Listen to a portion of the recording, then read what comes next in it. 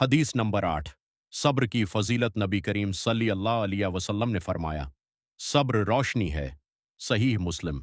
खूबसूरत वजाहत।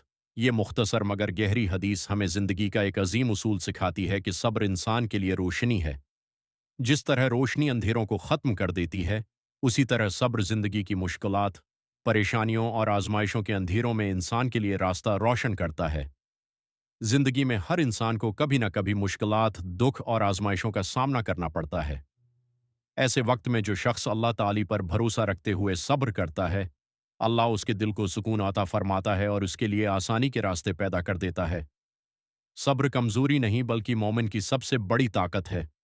सब्र का मतलब सिर्फ खामोशी से तकलीफ बर्दाश्त करना नहीं, बल्कि अल्लाह की रज़ा पर राजी रहना, नाशकरी से बचना और उम्मीद का दामन न छोड़ना है। जो शख्स सब्र करता है, अल्लाह ताली उसके दर्जात बुलंद फरमाता है और उसे ऐसी कामयाबी अता करता है जो वो सोच भी नहीं सकता। सबक: आजमाइश जितनी बड़ी हो, सब्र इतना ही रोशन रास्ता दिखाता है। अल्लाह सब्र करने वालों के साथ है। चैनल को सब्सक्राइब करें, लाइक और शेयर करें। नबी करीम सल्लल्लाहु अलैहि